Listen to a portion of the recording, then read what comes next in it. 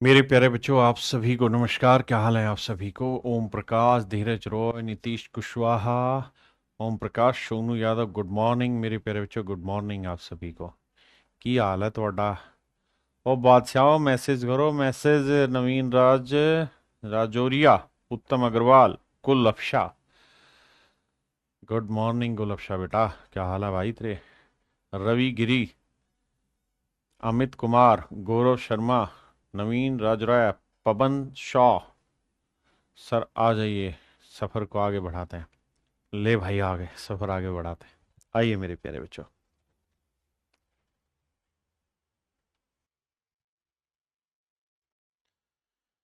देखिए दोस्त, सवाल में कह रहा है द एवरेज सैलरी पर head of all employee in A industry is ₹600। कहता है एक इंडस्ट्री में सभी एम्प्लॉयों की पर हेड जो सैलरी हो 600 रुपए।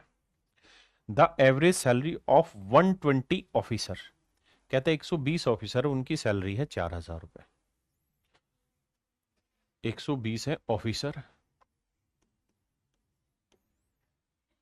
120 है मेरे प्यारे बच्चों ऑफिसर, इनकी सैलरी है 4000 रुपए पर पर्सन।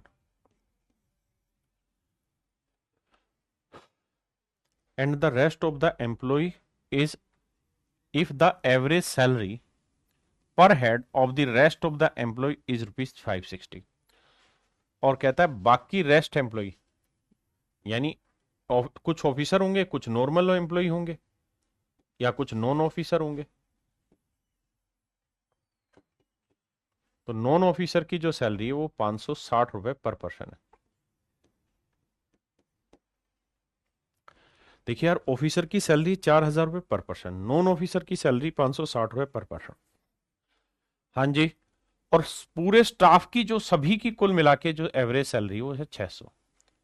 तो सवाल में मुझसे पूछ रहा टोटल एम्प्लॉय बताइए, तो टोटल नंबर ऑफ वर्कर बताइए कितने।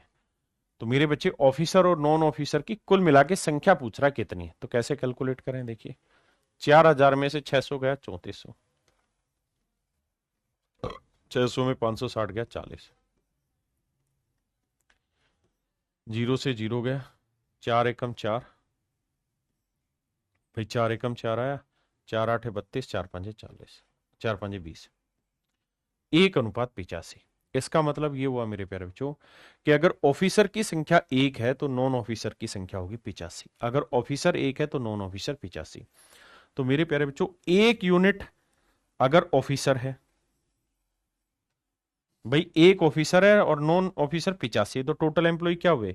1 + 85 कितने हो गए? 86। तो टोटल एम्प्लॉय हो गए मेरे प्यारे बच्चों 86 यूनिट।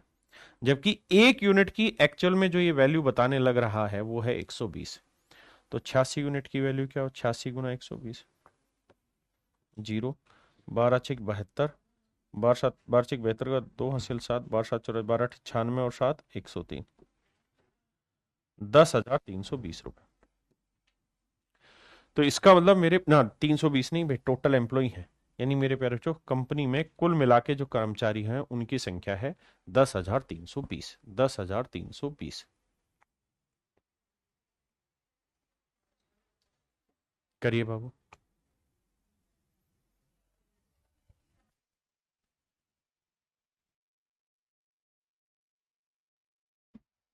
देखिए मेरे बच्चे, सवाल में कह रहा था average age of A boys in A class is 16.66 year.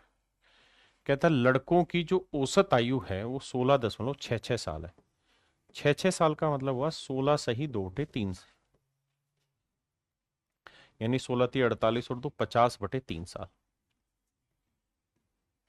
लड़कों की औसत आयु इतनी, जबकि वहीं कह रहा है कि एवरेज एज ऑफ गर्ल्स, लड़कियों की जो औसत आयु है वो है मेरे बच्चे 18 सही 3/4, 18.75 को लिखेंगे 18 सही 3/4, 18×4 = 72 और 3 75/4। लड़कियों की औसत आयु 75/4 साल पर स्टूडेंट। हाँ जी। दस the average age of all the 40 student of A class is this. और कह रहा है 40 के 40 बच्चों की औसत आयु 17.5 साल है। 40 के 40 बच्चों की औसत आयु 17.5 साल है। 17.5 का मतलब क्या बना भाई? 17 सही 1/2, 17 दूनी 34 और 1 35/2। बिल्कुल ठीक है। अब भैया घटा जोड़ करते हैं, आओ मेरे प्यारे बच्चों। बड़े में से छोटा घटाएंगे, बड़ा था, बड़े में से छोटा घटाएंगे तो 75/4 -35/2, और यहां 35/2 में से मेरे बच्चे मुझे घटाना है 50/3। तो मेरे प्यारे बच्चों एलसीएम आया 4, 5/4, और यह आया मेरे बच्चे 6। 35 105, 50 दूनी 100, तो यह आया 5/6। 5 एकम 5, 5 एकम 5, 2 दूनी 4, 2 तिया 6। 3 को इधर गुना करेंगे, 2 को उधर ले जाए तो 3:2 आया। इसका मतलब लड़कों की संख्या 3 है तो लड़कियों की संख्या है मेरे प्यारे बच्चों। तो आपने कहा ठीक है। टोटल बच्चे कितने हुए? 3 और 2 5, तो 5 यूनिट हुए मेरे प्यारे बच्चों कुल मिला के बच्चों की संख्या। और जबकि बच्चे की संख्या दे कितनी रखी है जी? तो सवाल में बच्चों की संख्या दे रखी है, तो कक्षा में 40 छात्र हैं, 40 स्टूडेंट है भैया। तो 5 यूनिट 40 को, तो 1 यूनिट की वैल्यू मेरे प्यारे बच्चों 8। तो 1 यूनिट 8 है, तो 2 यूनिट 8 दूनी 16, और 3 यूनिट 8 दिए 24। यानी मेरे बच्चे लड़कों की संख्या 24 साल होगी, तो लड़कियों की जो संख्या होगी वो होगी 16 साल। अगर लड़कों की संख्या 24 साल होगी तो मेरे प्यारे बच्चों लड़कियों की जो संख्या होगी वो होगी 16 साल। किसी भाई बहनों को लोड आ गया था तो 10 यार। तो सवाल में कह रहा है कक्षा में लड़कियों की संख्या ज्ञात करो। कक्षा में लड़कियों की संख्या ज्ञात करें। तो मेरे प्यारे बच्चों कक्षा में लड़कियों की जो संख्या होगी वो होगी 16 साल। कक्षा में लड़कियों की जो संख्या हो जाएगी वो हो जाएगी 16 साल। यही आपसे मैंने सवाल में पूछा था।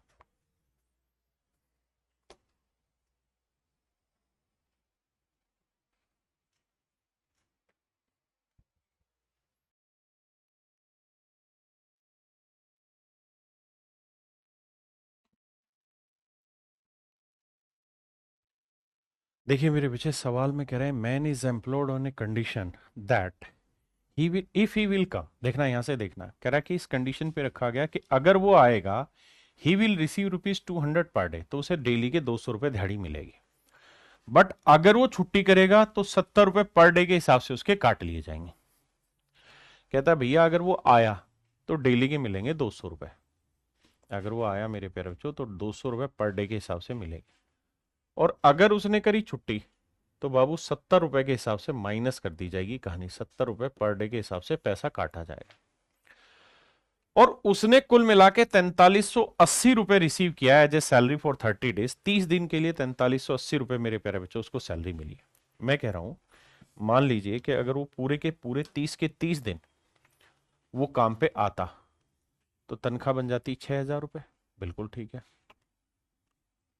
और 30 के 30 दिन छुट्टी करता तो मेरे प्यारे बच्चों तनख्वाह बन जाती -2100 रुपए। बिल्कुल ठीक है जी, क्योंकि डेली की पेनल्टी है 70 रुपए।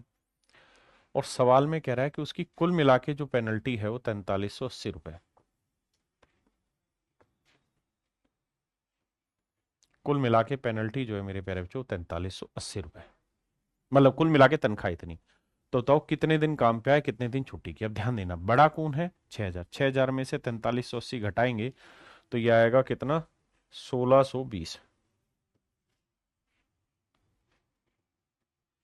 और 4380 से मेरे प्यारे बच्चों माइनस करेंगे -2100, तो ये आएगा मेरे प्यारे बच्चों 4380 माइनस माइनस प्लस 2100, तो 0 8 3 और 1 4, 0 8 3 और 1 4, 4 2 6 6480। ध्यान देना जब इसमें से माइनस करेंगे -2100 तो माइनस माइनस प्लस हो जाएगा। और जब सोल्व करोगे तो 1620 का कितना है? 16 चौक 64, 4 गुना, तो 4:1 है।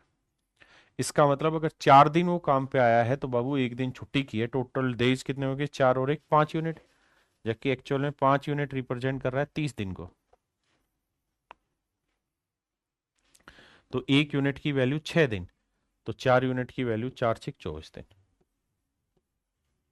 1 यूनिट की वैल्यू 6, तो 6 दिन। इसका मतलब मेरे प्यारे बच्चों ये हुआ कि वो काम पे अगर 6 दिन आया होगा तो 24 दिन मेरे प्यारे बच्चों उसने की होगी छुट्टी। तो सवाल में पूछ रहा कि बताओ भाई वो जिस दिन मैं काम पर नहीं आया वो कितने दिन थे। तो मेरे भाई 6 दिन उसने कुल मिला के छुट्टी की थी। तो उसने ये पूछा कि भाई कितने दिन काम पर नहीं आया, तो मेरे प्यारे बच्चों 6 दिन काम पर नहीं आया।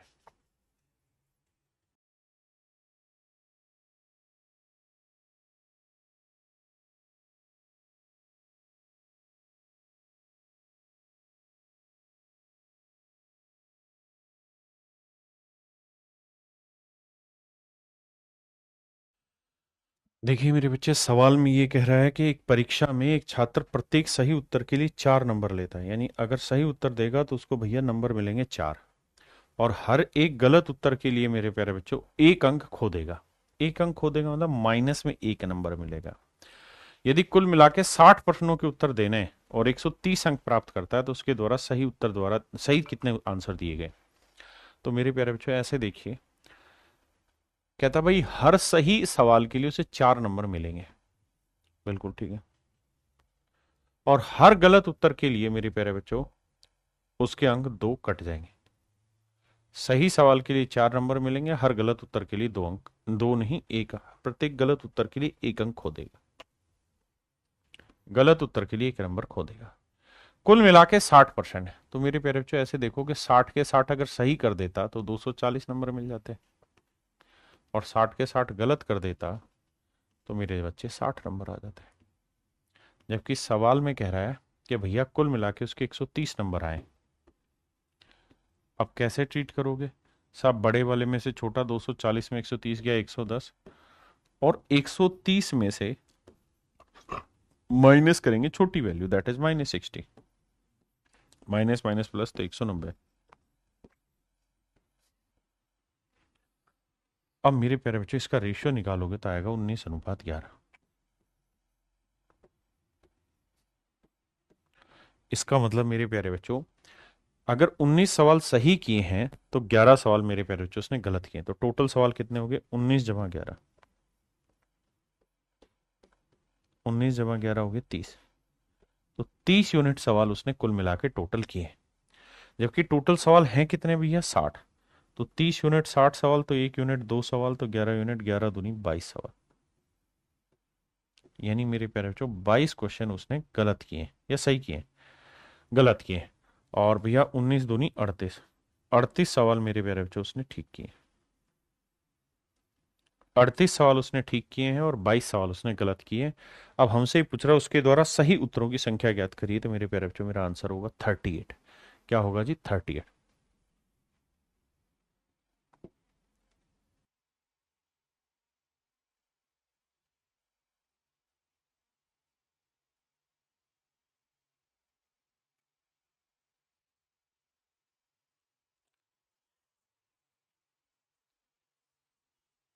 देखिए मेरे भाई, सवाल में कह रहे student gets +3 marks for each right answer.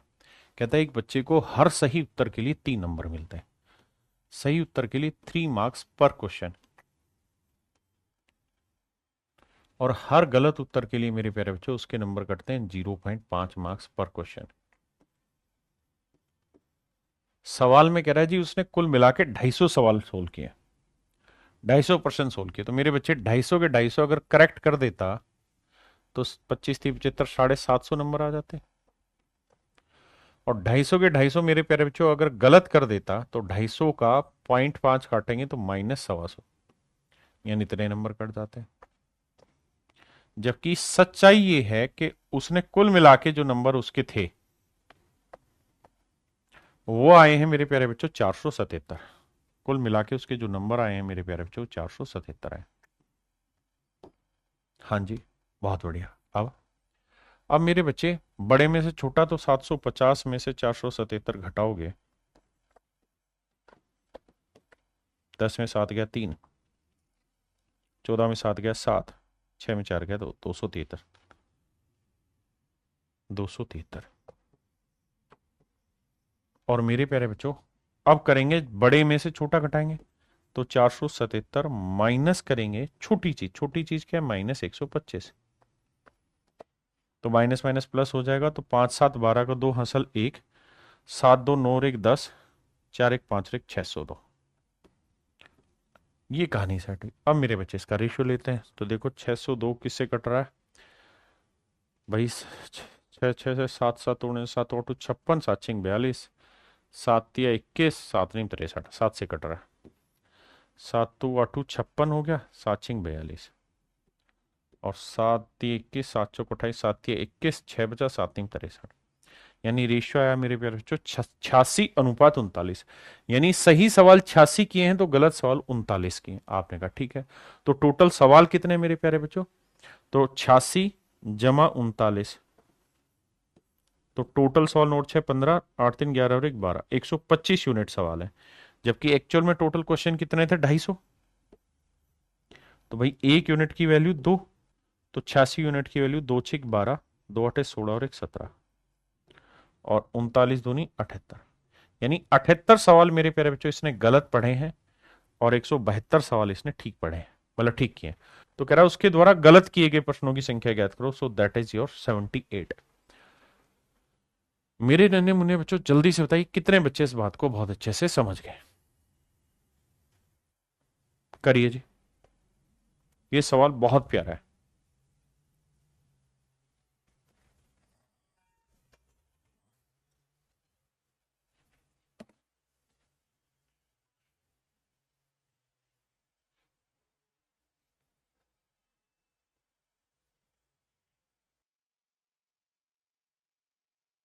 देखिए मेरे प्यारे बच्चों, सवाल बहुत जबरदस्त है, ध्यान से देखिए। सवाल में कह रहा है there is a square room of area 100 square metre. कहता है एक कमरा है जिसका क्षेत्रफल 100 वर्ग metre. The centre of the room is covered by a square carpet. कहता है कि बनाता हूं उसके हिसाब से समझ में आएगा। कहता भैया ये कोई कमरा है, लेकिन ये कमरा जो है वर्गाकार है। तो मेरे प्यारे बच्चों अगर वर्ग का क्षेत्रफल दिया हुआ है, कहता है इस कमरे का जो एरिया है वो 100 मीटर स्क्वेयर है, 100 वर्ग मीटर है। तो ये तय है कि भैया इस वर्ग का की भुजा की लंबाई कितनी होगी, 10, क्योंकि एरिया का स्क्वायर रूट साइड की लेंथ होती है। आपने कहा ठीक है। कह रहा है there is a square room of area 100 square metre, the centre of the room is covered by a square carpet. कहते हैं इसका जो सेंटर है वहां पे एक वर्गाकार कारपेट बिछी हुई है, and the rest of the floor is covered by oil cloth. और कहता है बाकी जो कपड़ बच गया हिस्सा उसको एक ऑयल क्लॉथ से ढका हुआ है, इस तरीके से, मतलब ढका हुआ, मतलब मेरे प्यारे बच्चों ये हुआ कि आप ये समझिए कि यार इसके बीचों बीच में एक स्क्वायर कारपेट बना हुआ है, इसके बीचों बीच में एक स्क्वायर कारपेट डाला हुआ है, एक वर्गाकार चटाई डाली हुई है इसके बिल्कुल बीचों बीच। बहुत बढ़िया, हाँ जी। और कहता है बाकी जो हिस्सा बच गया है, इस हिस्से में मेरे प्यारे बच्चों कहता है एक नॉर्मल कपड़ा डाला गया। यानी देसी भाषा में अगर मैं आपको समझाने की कोशिश करूं तो ये कह सकता हूं कि भैया यहां तो हमने कारपेट बिछा दी है, ठीक है जी, और जो बाकी हिस्सा बच गया है, जो बाकी हिस्सा बच गया है मेरे प्यारे बच्चों, लेट से ये वाला हिस्सा, इस हिस्से पे कहता है उसने क्या कर दिया है, एक कपड़ा बिछा दिया। सेंटर में तो मेरे प्यारे बच्चों सवाल में कह रहा है कि एक स्क्वायर कारपेट डाली गई है, और बाहर जो जो जो इलाका बच गया, जो रास्ता बच गया, इसके ऊपर कहता है कि हमने एक सामान्य कपड़ा बिछा दिया है।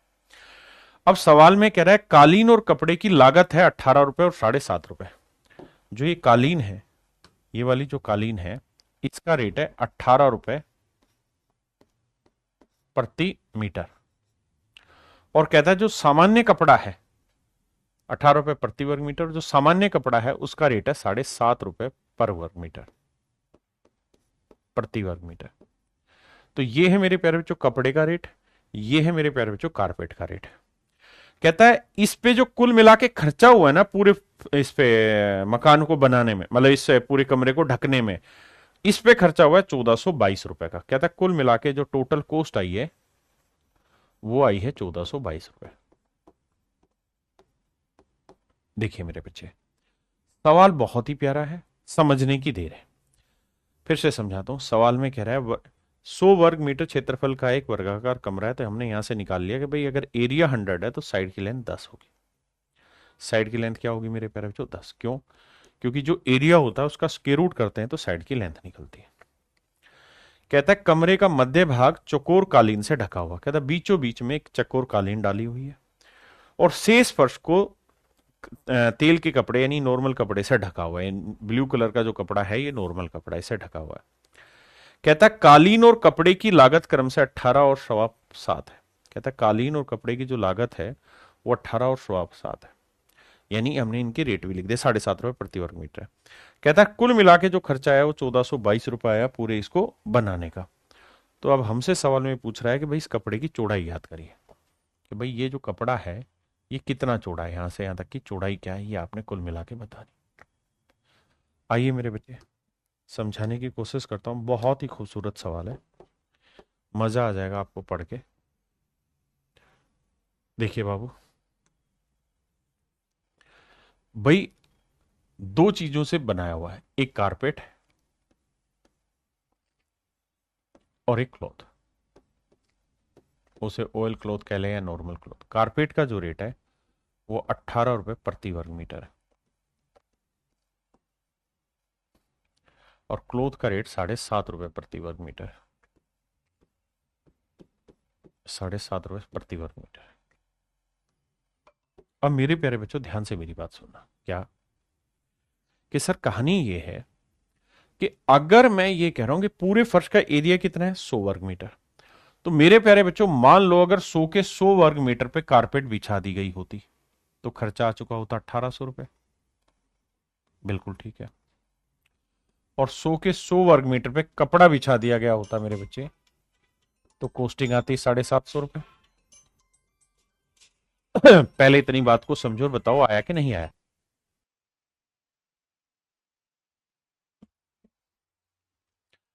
और मेरे प्यारे बच्चों कुल मिला के जो खर्चा हो रहा है वो खर्चा हो रहा है 1422 रुपए।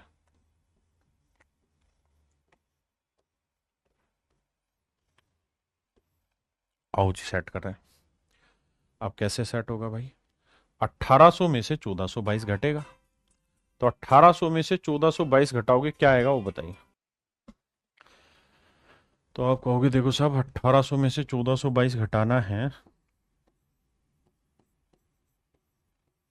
तो 10 में 2 गया 8 और 9 में 2 गया 7, यहाँ बचा 3। तो ये डिफरेंस आया मेरे प्यारे बच्चों 378।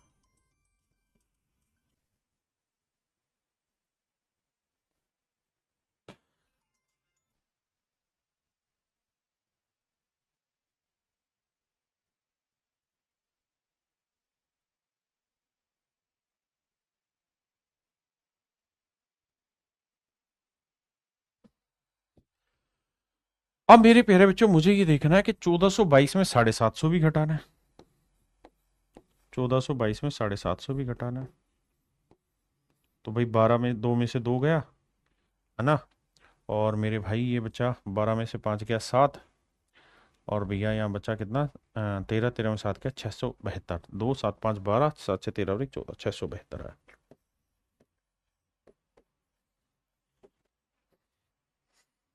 अब देखिए मेरे बच्चे, अब कहानी को सेटल करते हैं आगे कैसे। देखो यार काटते हैं, 4 से ये जा रहा है, 4 से वो भी जा रहा है। नहीं 4 से नहीं जा रहा, 18 चौक 72 और 4 से 4 एकम 4 नहीं जा रहा, 2 से कट रहा है। तो पहले 2 से निपटाते हैं। 7 2 9 6, 7 3 10 8 18, 7 2 9 और 6 15, 3 से भी जा रहा है, यानी मुझे काटना चाहिए से 12 से। तो 12 पंजे 60, 12 छिक 72। यहाँ मैं काटूंगा मेरे भाई तो 12 तिये 36 है ना। नहीं मैंने गलती करी, मुझे काटना चाहिए 12 तिये 36 नहीं 6 से काटना चाहिए, क्योंकि 2 से कटेगा और 3 से कटेगा तो 6 से काटते हैं। 6 कम 6, 6 कम 6, 6 दूनी 12, और यहाँ 6 से काटेंगे, 6 छिंग 36, 6 ती 18। बिल्कुल ठीक है। अब किससे कट रहा है मेरे बच्चे? अब 7 से कटेगा, 7 एकम 7, 7 से नहीं कटेगा, नहीं 7 से कट जाएगा।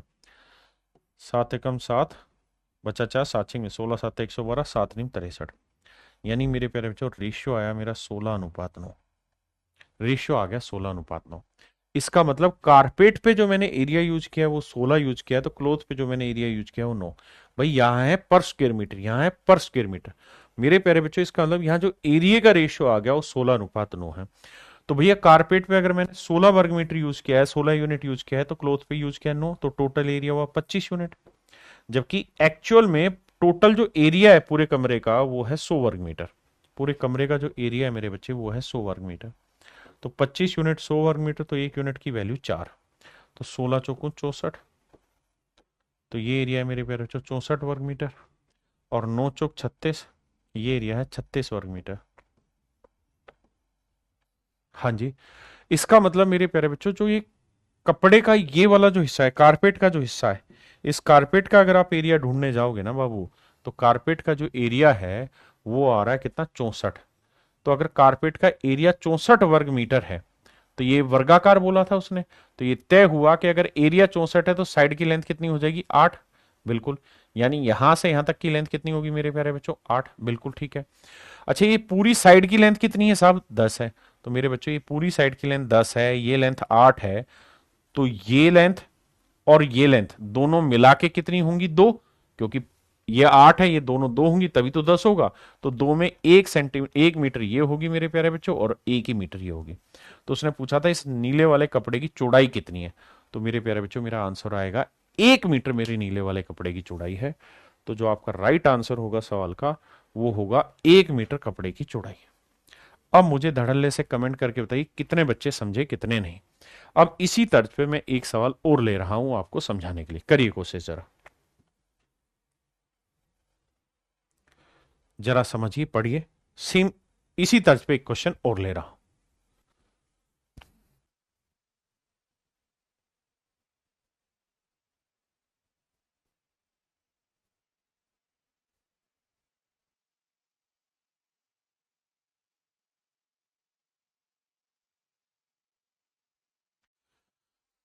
देखिए मेरे भाई, सेम ही सवाल है। सवाल में कह रहा है एक वर्गाकार कमरा जिसकी भुजा 10 मीटर है कि मध्य में एक वर्गाकार कालीन बिछा हुआ है। यानी मेरे प्यारे बच्चों एक कमरा है, और कमरा जो है वर्गाकार है बाबू। कमरा जो है वो आपका वर्गाकार है। कहता है जी इस कमरे का जो एरिया है ना, इसकी भुजा जो है वो 10 मीटर है। इसकी भुजा 10 मीटर, बहुत बढ़िया सुंदर।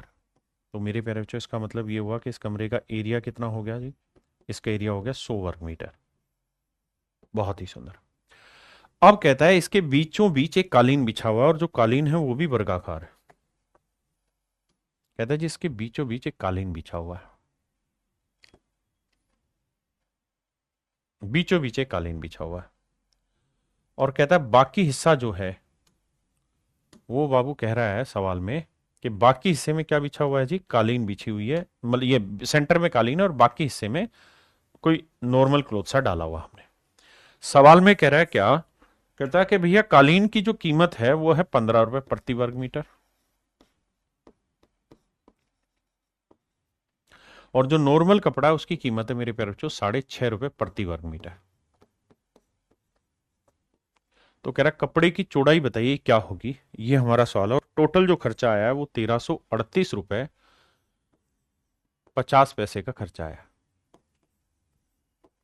1338 रुपए 50 पैसे का मेरे प्यारे बच्चों खर्चा आया है कुल मिला के। सवाल में कह रहा है कि भाई ये बता दो कपड़े की चौड़ाई क्या होगी। अब देखना मेरे भाई, अब कहानी को समझाता हूं। देखो यार भाई, कार दो तरीके से मिलके मिश्रण बना हुआ, एक कारपेट का और एक है नॉर्मल क्लॉथ का। मेरे बच्चे कारपेट का जो रेट है वो 15 रुपए प्रति वर्ग मीटर है, और क्लॉथ का जो रेट है वो 6.5 रुपए प्रति वर्ग मीटर है। हाँ जी। अब सवाल में कह रहा है कि भाई टोटल एरिया जो है इस पूरी सीट का वो है 100 वर्ग मीटर। तो 100 मेरे प्यारे बच्चों अगर कारपेट बिछा दें तो खर्चा आएगा 1500 का, और 100 का 100 वर्ग मीटर अगर सामान्य कपड़ा बिछा दें तो खर्चा आएगा मेरे बच्चे 650 का।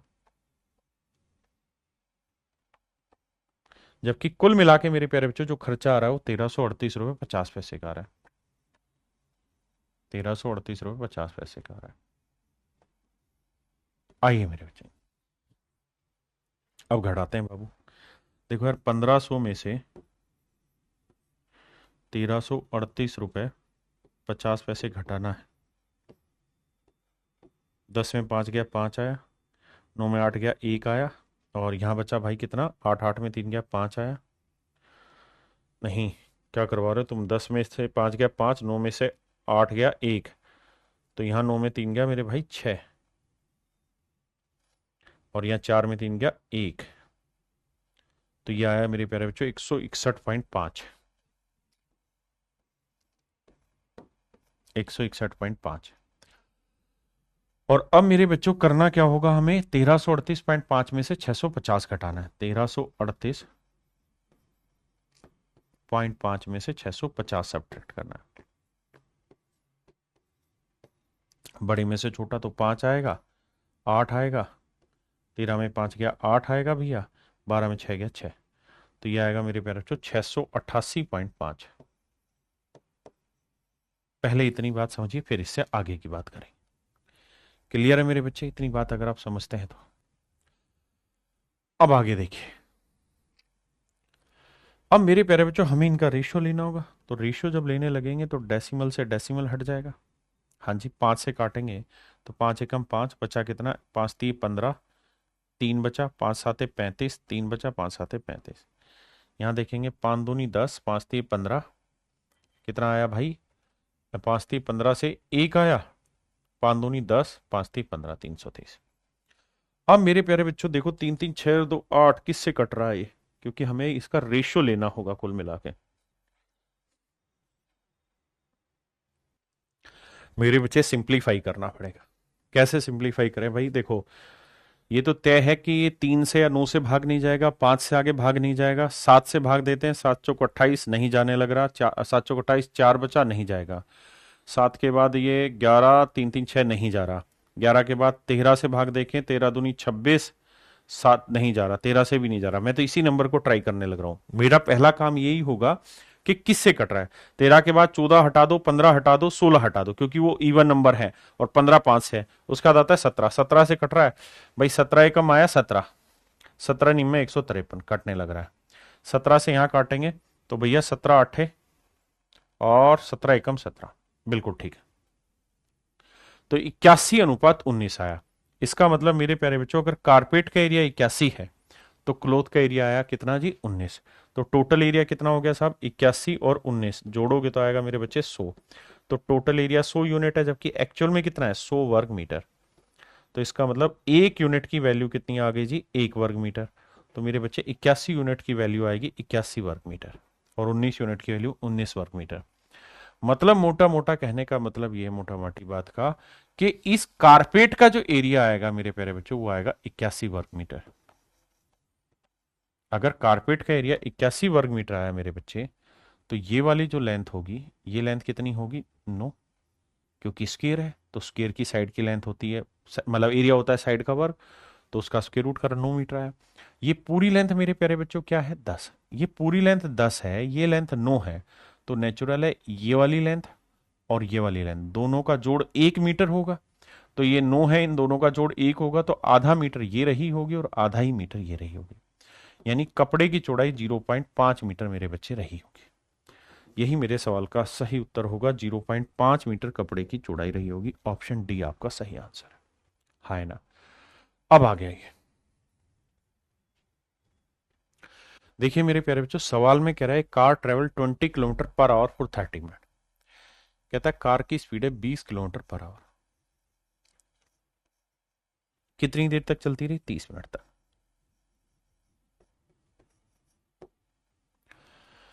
और कहता है x किलोमीटर पर आवर की स्पीड से, x की वैल्यू आपको अल्टीमेटली निकालनी है। कहता है जी 30 मिनट तक ये कार चलती रही, नहीं है ये 30 मिनट थी, ये 45 मिनट थी, माफ करिए। If the average speed of the entire journey of the car is 14 kilometre per hour,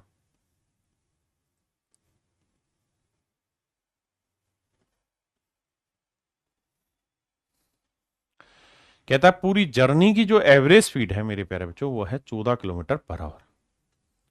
तो कहता है कि भैया एक्स की वैल्यू बताइए क्या होगी, ये वैल्यू बतानी क्या होगी।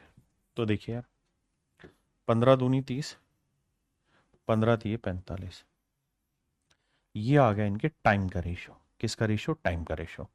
जब आप रेशियो निकाल लेते हैं ना, तो उससे मिनट हट जाता है, घंटे हट जाते हैं, सेकंड हट जाते हैं। उसको आप जिस रेशियो में चाह रहे हैं उस रेशियो में कन्वर्ट कर लें, मतलब यूनिट में। तो ये रेशियो आ गया 2:3। अब देखो यार, 14 छोटा है 20 बड़ा है, तो 20 में से 14 घटाया 6। तब आपको ये देखना चाहिए कि 3 यूनिट अगर 6 है, 3 यूनिट अगर 6 है तो 1 यूनिट की वैल्यू क्या होगी मेरे प्यारे बच्चों? 2 है। ये हो क्या रहा है? आंसर ही गलत है फिर इसके तो, क्योंकि एक्स की वैल्यू तो हर हाल में 14 से छोटी होनी चाहिए, वो है ही नहीं।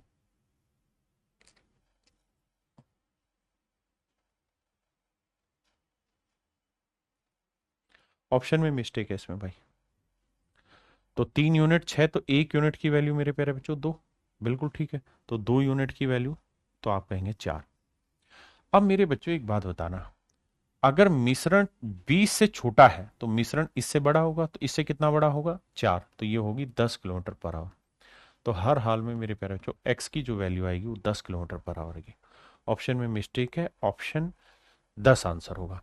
क्योंकि मिश्रण, हमेशा ध्यान रखना, इन दोनों के बीच की वैल्यू होती है, इन दोनों के बीच की वैल्यू होती है मिश्रण।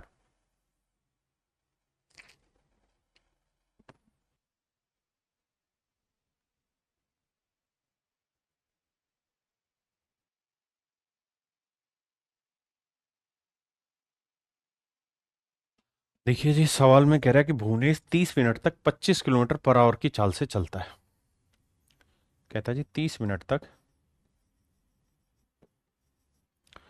25 किलोमीटर पर आवर की स्पीड से चलता है, और अगले 20 मिनट में 20 मिनट में वह 40 किलोमीटर पर आवर की स्पीड से चलता है।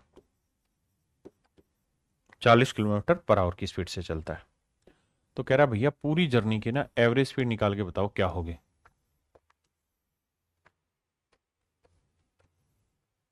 पूरी जर्नी की औसत चाल निकाल के बताइए क्या होगी। तो क्या करना चाहिए हमें? सबसे पहले एक काम के, इनका रेशियो ले लीजिए टाइम का। टाइम का रेशियो लेंगे मेरे भाई, आएगा 3:2। तो करना क्या है मेरे प्यारे, जो 25 और 40 का डिफरेंस ले लीजिए। 25 और 40 का डिफरेंस क्या होगा? 15 किलोमीटर पर आवर। इसको मेरे प्यारे बच्चों बांटेंगे 3:2 में।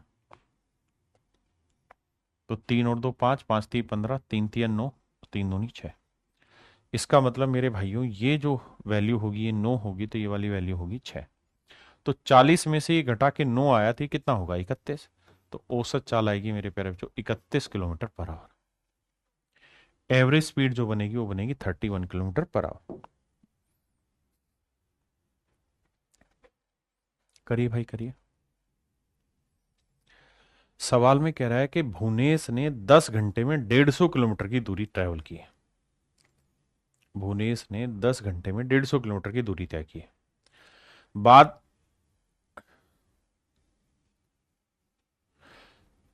कहता अपनी यात्रा का एक भाग तो उसने कार से ट्रेवल किया और दूसरा भाग उसने रिक्शा से ट्रेवल किया है। कहता कुछ पार्ट तो चला है वो मेरे प्यारे बच्चों कार से, और बाकी पार्ट चला है रिक्शा से। सवाल में कह रहा है कि कार की जो स्पीड है वो है मेरे बच्चे 20 किलोमीटर पर आवर, और रिक्शा की जो स्पीड है वो 12 किलोमीटर पर आवर।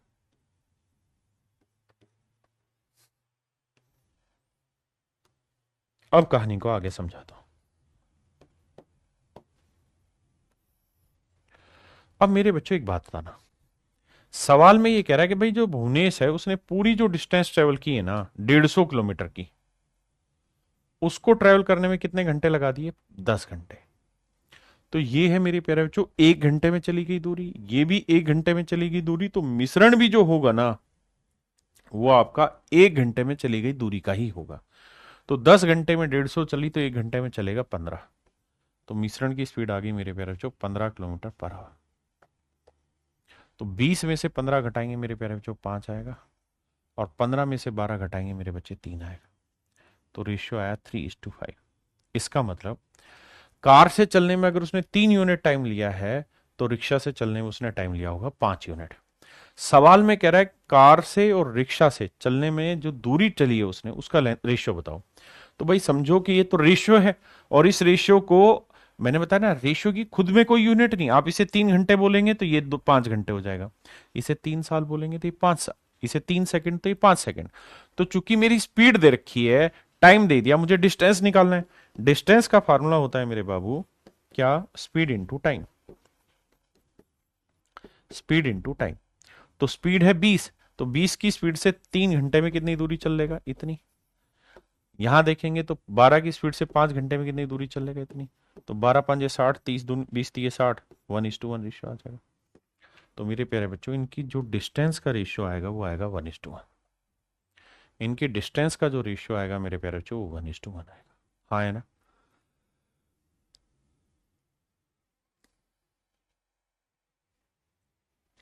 आप चाहें तो इस सवाल को ऐसे भी कर सकते थे, कंबाइन करा के। कैसे कि मान लो सर 10 के 10 घंटे, भाई 10 घंटे में 150 किलोमीटर चला है ना, 10 के 10 घंटे अगर कार से चलता तो 200 किलोमीटर चल देता, और 10 के 10 घंटे अगर रिक्शा से चलता तो भैया 120 किलोमीटर चल देता। जबकि कुल मिला के जो वो चला है, वो चला है मेरे प्यारे बच्चों कितना, 150 किलोमीटर 10 घंटे में। तो यहां से रेशियो निकालेंगे तो ये 50 आएगा, ये 30 आएगा। यानी रेशियो काटोगे तो आएगा 3:5। यानी यहां से अगर उसने 3 यूनिट घंटे लिए तो यहां से 5 यूनिट। तो 20 की स्पीड से 3 घंटे में 60, 12 की स्पीड से 5 घंटे में 60, तो डिस्टेंस का रेशियो 1:1।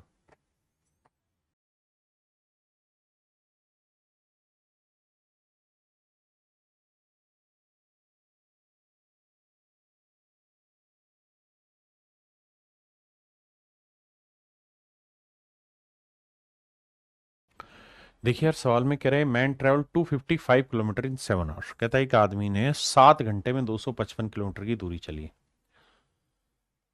अब आगे कह रहा है कि भाई यात्रा के पहले भाग में उसकी स्पीड थी 30 किलोमीटर पर आवर, और अगले भाग में स्पीड थी 45 किलोमीटर पर आवर। तो पहला भाग जो वो चला मेरे बच्चे बस से। किससे चला, बस से। और बस से जब वो चला तो उसकी स्पीड थी मेरे प्यारे बच्चों 30 किलोमीटर पर आवर। अगला जो पार्ट वो चला मेरे प्यारे बच्चों किससे, कार से या ट्रेन से, ट्रेन से।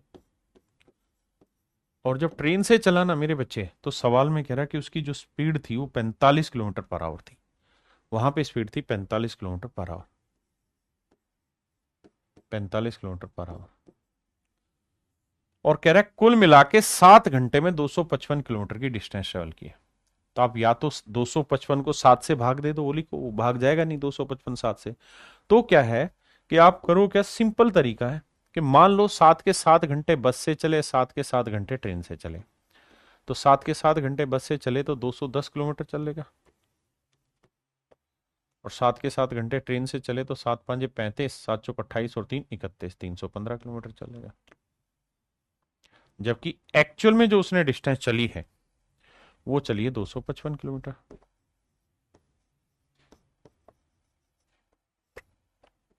तो 315 में से 255 घटाएंगे, 45 और 15 मेरे प्यारे बच्चों कितना हो गया, 60।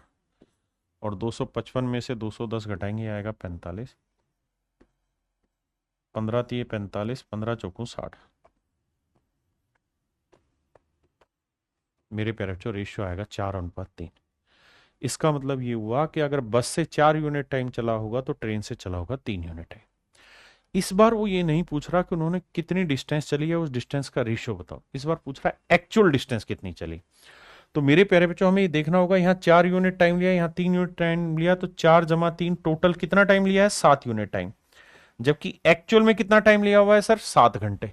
एक्चुअल में टाइम है 7 घंटे, तो 7 यूनिट एक्चुअल में 7 घंटे को, तो 1 यूनिट की वैल्यू 1 घंटे। तो एक्चुअल में वो बस से चला है 4 घंटे और ट्रेन से चला है 3 घंटे। बिल्कुल ठीक है। तो सवाल में हमसे पूछ रहा है बस से कितनी दूरी चली। तो भैया 30 की स्पीड से, 30 किलोमीटर पर आवर की स्पीड से मेरे प्यारे बच्चों 4 घंटे में कितनी दूरी चल देगा, 120 kilometre. And that is your right answer my dear. मेरे प्यारे बच्चों ये आपका करेक्ट आंसर। 120 किलोमीटर आपका सही आंसर। हाँ है ना, 120 किलोमीटर आपका सही आंसर।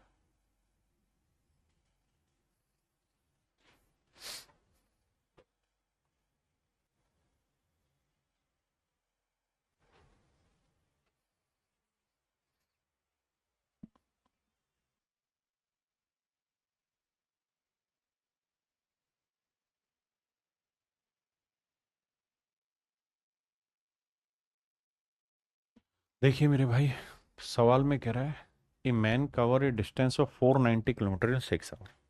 कहता है एक आदमी ने 6 घंटे में 490 किलोमीटर की दूरी चली। इस यात्रा को दो तरीके से चल रहा है, एक बस से चल रहा है, दूसरा चल रहा है ट्रेन से। जो बस की स्पीड है मेरे प्यारे बच्चों, वो दी हुई है बाबू 60 kilometre per hour. 60 kilometre per hour की स्पीड से। जबकि दूसरे भाग में वो 100 किलोमीटर पर आवर की स्पीड से ट्रेन से चल रहा है। ट्रेन की जो उसकी स्पीड है मेरे भाई, वो है 100 किलोमीटर पर आवर। अब देखो 490 6 से भाग हो नहीं रहा, तो करो क्या।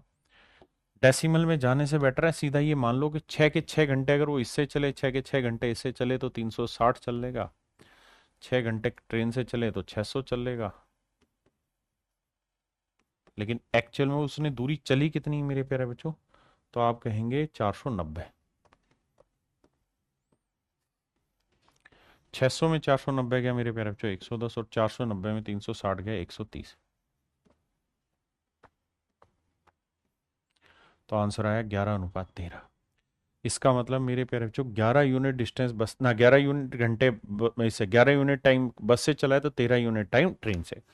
अब कह रहा है कि बस और ट्रेन द्वारा तय की गई दूरी के बीच का अनुपात ज्ञात करो। अब सीधा करो, 11 को 60 से गुना करोगे, 60 × 11, यहां डिस्टेंस आ गई। यहां 100 को 13 से गुना करोगे तो 100 × 13। तो देखोगे ना बाबू, तो 0 से 0 गया, तो यह आया 11×6 = 66, और यह आया 130। अच्छा और भी कटेगा यार, ये तो 2 से कट रहा है, 2×3 = 6, और 2 से काटेंगे 5, तो यह आएगा 33, और 13×5 = 65। तो मेरे प्यारे बच्चों आंसर आएगा 33:65। Option C is your right answer. अब मेरे बच्चे हम टाइप 3 में आ रहे हैं, मिश्रण के।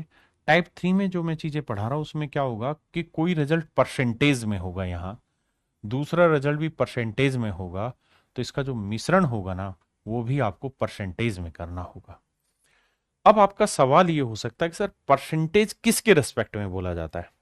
जैसे अगर मैं आपको ये कहूं कि भाई मैंने अपना आर्टिकल 10% प्रॉफिट पे बेच दिया, तो ये 10% प्रॉफिट पे बेच दिया, किस चीज के बारे में कह रहा है, तो इसका मतलब ये है कि भाई अगर 100 रुपए की आपकी लागत है, 100 रुपए की आपकी कॉस्ट है मेरे प्यारे बच्चों, तो आपने इस चीज को बेचा है 10 रुपए प्रॉफिट पे, 10 रुपए लाभ पे। अगर आपकी लागत 100 है तो आपने इसे बेचा 10 रुपए के लाभ पे। अगर मैं आपको मेरे प्यारे बच्चों ये कह रहा हूं कि भाई आपने इसे 3% प्रॉफिट पे बेच दिया, फ्रैक्शन आई 3/100, इसका मतलब यह है कि अगर आपका प्रिंसिपल 100 यूनिट है, तो आपने इसे प्रॉफिट पे बेच, यानी आपका कॉस्ट, इसकी जो कीमत है वो 100 है, तो आपको जो प्रॉफिट हो रहा है वो कितने का हो रहा है, 3 का। तो ध्यान ये रखना कि जब भी परसेंटेज है ना, तब भी इसका मतलब यही कि 10% प्रॉफिट हुआ, मतलब 100 रुपए की लागत पे 10 का लाभ हुआ। हाँ है ना, यानी वो भी रेस्पेक्ट में बोलता है, लेकिन अलग अलग सवाल के। जैसे यहां एक सवाल लेता हूं, उसके थ्रू समझाता हूं। जैसे इस सवाल पे आई, पहला सवाल, टाइप 3 का पहला सवाल आता है। ये सारे सवाल परसेंटेज में आपने पढ़े हुए हैं दूसरे तरीके से। कहते हैं एक शहर की जनसंख्या 1,20,000 है। अगर पुरुषों की बात करें तो 7% बढ़ रहे हैं, महिलाओं की बात करें 10% बढ़ रहे हैं, जबकि टोटल पॉपुलेशन 9.5% बढ़ रहे हैं। यानी दो कैटेगरी में बांट दे रहे हैं, एक मेल और एक फीमेल। सवाल में कह रहा है मेल जो बढ़ रहे हैं वो 7% बढ़ रहे हैं, फीमेल जो बढ़ रही है वो 10% बढ़ रही है, लेकिन ओवरऑल जो पॉपुलेशन बढ़ रही है वो 9.5% बढ़ रही है। अब आपका ये सवाल वाजिब हो सकता है कि ये 10% 7% किसके रेस्पेक्ट में। तो मेरे प्यारे बच्चों ये पॉपुलेशन के रेस्पेक्ट में, कि कुल जनसंख्या 100 है तो उसमें फीमेल 10 बढ़ रही है, कुल जनसंख्या 100 है तो उसमें मेल 7 बढ़ रहे हैं। हाँ है ना। तो देखो यार, कैलकुलेशन बैठाएंगे तो 10 में से 9.5 घटाया तो 0.5, और 9.5 में से 7 गया तो 2.5। रेशियो लेंगे 5 एकम 5, 5 5 25, 1:5 आया। इसका मतलब ये हुआ कि अगर पुरुषों की संख्या 1 है तो महिलाओं की संख्या 5 होगी। टोटल जनसंख्या 1 और 5 6 यूनिट हुई, और 6 यूनिट रिप्रेजेंट कर रहा है 1,20,000 को। तो 1 यूनिट की वैल्यू 20 6 120, 20,000। 1 यूनिट की वैल्यू 20,000, तो ये होगा 20,000, और ये होगा 20 5 100, 1,00,000।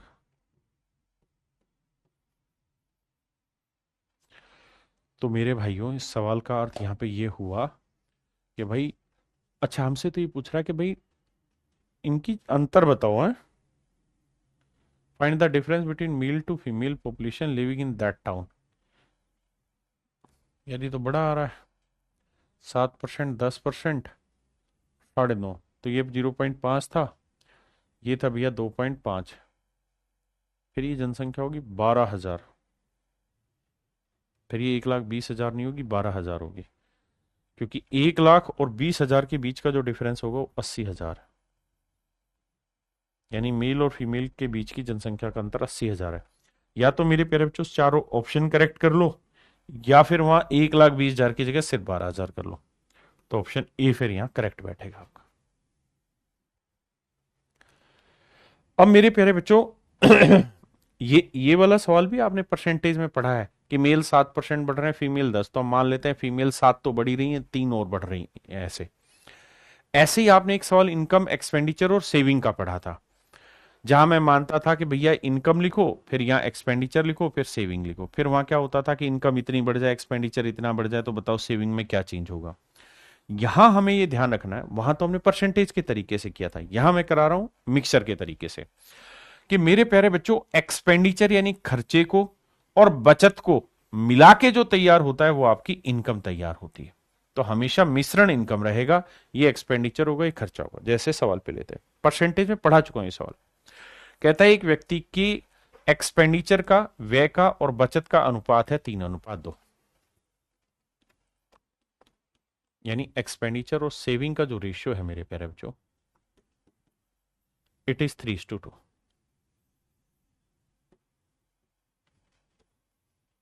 ये रेशियो मेरे प्यारे बच्चों 3:2 है।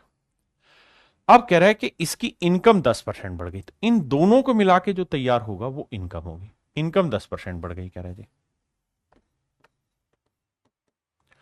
खर्चा कहता है 12% बढ़ गया, खर्चा 12% बढ़ गया।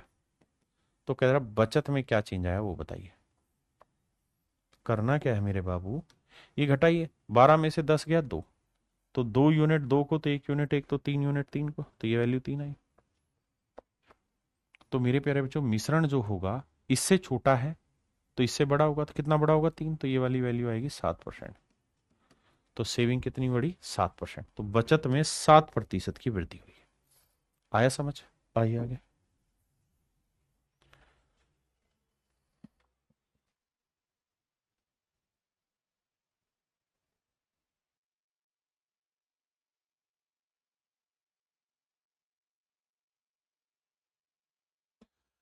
देखिए मेरे प्यारे बच्चों, सवाल में कह रहा है रैक्सेस expenditure and saving are in the ratio this and this. कहता है भैया इनके एक्सपेंडिचर और इनके सेविंग का जो रेशियो है वो 4:5 है। कहता है जी इसकी इनकम 25% इंक्रीज हो गई, and his expenditure is increase by 35%। Expenditure 35% increase हो गया। तो कहता है कि बताओ इसकी बचत कितना परसेंट इंक्रीज हो गया। अब देखिए मेरे प्यारे बच्चों, 35 में 25 गया मेरे प्यारे बच्चों 10। तो भाई 5 यूनिट अगर 10% को रिप्रेजेंट कर रहा है, तो 1 यूनिट 2, तो 4 यूनिट रिप्रेजेंट करेगा 8%।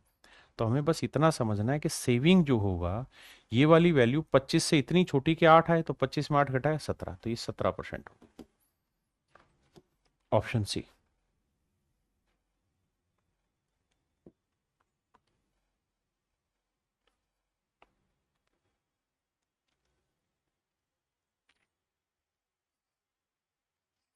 कह रहा विनाश की आय उससे 20 पर, उसके व्यय से 20% ज्यादा है। देखना मेरे बच्चे, पहले इतनी चीज को सेटल करते हैं। सवाल में कह रहा है कि अविनाश की जो इनकम है वो उसके खर्चे से 20% ज्यादा है। कहता है जो उसकी इनकम है वो उसके एक्सपेंडिचर से 20% ज्यादा है। अविनाश की आय उसके खर्चे से 20% की फ्रैक्शन 1/5, यानी उसका खर्चा 5 है तो उसकी इनकम कितनी होगी? एक ज्यादा मतलब 6। तो यानी 6 कमा रहा है, 5 खर्च कर रहा है, तो सेविंग कितनी होगी? 1। तो मेरे बच्चे एक्सपेंडिचर और सेविंग का रेशियो आ गया 5:1। एक्सपेंडिचर और सेविंग का जो रेशियो है मेरे प्यारे बच्चों वो आ गया 5:1।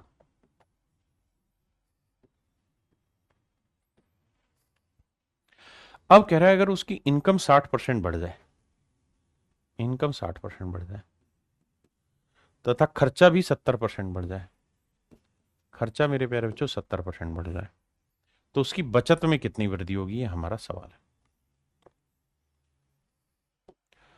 आइए बाबू, तो देखिए 70 में 60 क्या? 10। 1 यूनिट 10, तो 5 यूनिट 50। बिल्कुल ठीक है भाई, बड़ी ध्यान से समझना। 70 में 60 क्या? 10, तो 1 यूनिट 10 है, तो 5 यूनिट 50। तो मेरे प्यारे बच्चों सेविंग इतनी कम होगी 60 से कि डिफरेंस 50 आया, तो ये कितनी होगी? 60 - 50 यानी 10%। यानी बचत में जो बढ़ोतरी है वो कितनी हुई होगी? देखना भैया, कैलकुलेशन मिस्टेक कहाँ कर दी है बे। Abhinav income is 20% more than his expenditure.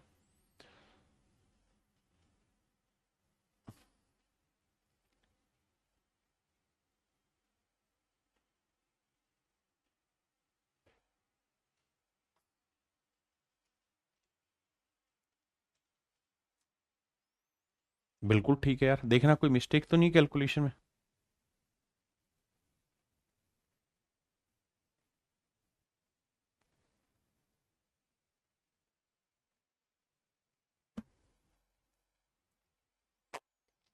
भैया कमेंट क्लास के क्या करो, फालतू की चीजों के कमेंट करते रहते हो। बताओ ये ऑप्शन तो गलत नहीं है, देखना कहीं गलती तो नहीं हुई।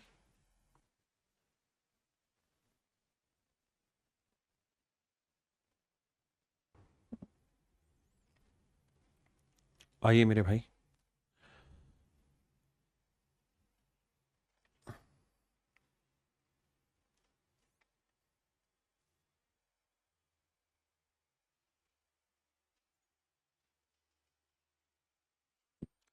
कह रहा है जी दो दोस्त किशन और सूरज का वजन 4:5 में। एक दोस्त है किशन और एक मेरे प्यारे बच्चों दोस्त है सूरज। कहता है इनके वजन का अनुपात 4:5 है। कहता है किशन का वजन 10% बढ़ जाता है, किशन और सूरज का कुल वजन 15% बढ़ जाता है, दोनों का ओवरऑल वेट 15% बढ़ जाता है। तो कहता है कि भाई ये बताओ 15% की वृद्धि के साथ 82.2 किलोग्राम हो जाता है, तो सूरज का वजन कितने प्रतिशत बढ़ जाता है? हमें तो यहां से बस इतना मतलब था कि भाई किशन और सूरज का कुल वजन 15% की वृद्धि के साथ इतना हो जाता है, हमें तो ये था कि परसेंटेज ग्रोथ कितना हो? 15%। तो अगर सूरज का वेट बताइए कितना बढ़ा होगा। अब क्या करें भैया, तो देखो जी 10 में अब जरा ध्यान देना, ये बढ़ा है तो 15 में से 10 घटा के आया 5, तो 5 यूनिट मेरे प्यारे बच्चों 5 आया, तो 1 यूनिट, एक तो 4 यूनिट कितना आएगा? 4। अब ध्यान देना 15 जो है वो इससे बड़ा है तो इससे छोटा होगा, इसमें से 15 घटा के 4, तो सूरज कितना ग्रोथ किया होगा? 19%। तो option B is your right answer.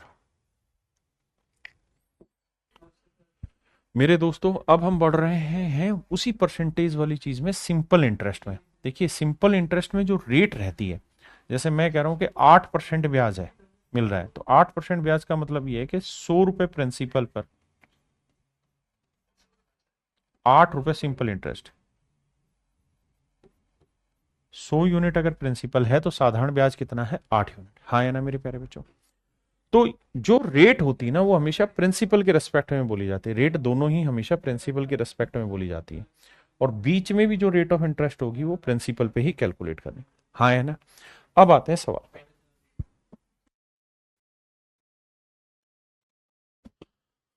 देखिए मेरे प्यारे बच्चों, सवाल क्या कह रहा है?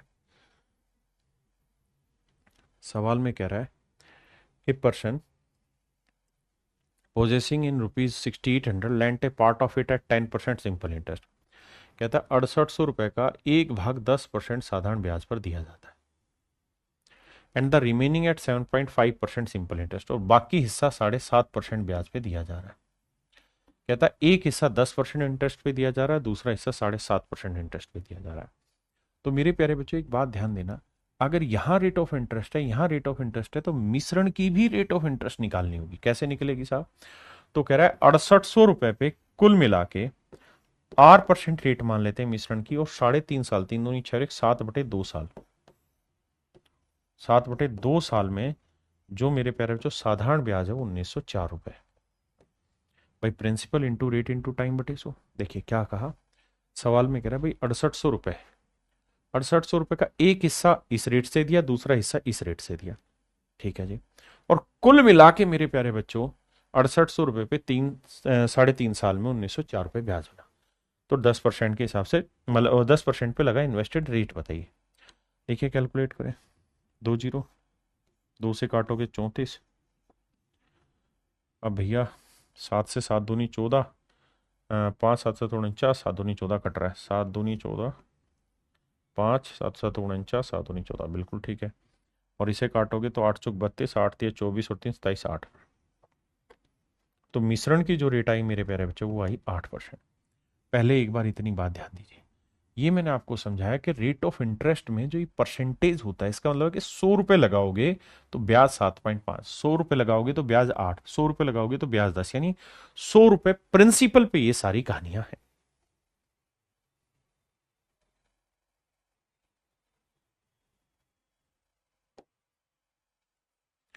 अब मेरे प्यारे बच्चों हमें क्या करना है? मिश्रण लगाना है। तो देखिए यार, 10% से 8% घटाओगे तो ये आएगा 2, और 8 में से 7.5 घटाओगे 0.5, काटोगे तो भैया ये डेसिमल हटाओगे बटे 10 आया, 1/2 आया, अनुपात 2 आया, गुना करोगे 2 दूनी 4, यानी ये जो रेशियो बनेगा, ये रेशियो आएगा मेरे प्यारे बच्चों 1:4, कैलकुलेट हो गया। इसका मतलब ये है कि 10% की रेट पे 1 रुपए इन्वेस्ट है तो 7.5% की रेट पे 4 यूनिट इन्वेस्टमेंट है। तो टोटल इन्वेस्टमेंट हुआ 1 और 4 5 यूनिट। टोटल इन्वेस्टमेंट है 5 यूनिट, और 5 यूनिट रिप्रेजेंट करा 6800। तो 1 यूनिट की वैल्यू 5 एकम 5, 5 तिये 15, 5 छिंग 30, 1360। अब हमसे ये पूछ रहा है कि भाई ये बताओ 10% की रेट पे, तो 10% की रेट पे 1 यूनिट इन्वेस्ट था और उसकी वैल्यू है 1360 रुपए। पहले इस बात को समझिए, फिर इसी सवाल को एक दूसरे तरीके से भी एक्सप्लेन करूंगा, ठीक है? कल देखिए मेरे भाई, दूसरा तरीका इसी सवाल को करने का एक ये हो सकता है कि हम ये कहें कि मान लो पूरे के पूरे 6800 रुपए को 10% रेट ऑफ इंटरेस्ट पे उधार दे दें। पूरे 6800 रुपए को अगर 10% की रेट पे उधार दिया जाता तो ब्याज कितना मिल जाता? 680 रुपए। बिल्कुल ठीक है सर। और मेरे बच्चे पूरे के पूरे 6800 को 7.5% रेट पे इन्वेस्ट करते तो ब्याज कितना मिलता? आप जानते हैं ये 10 है, ये 7.5, ये 680।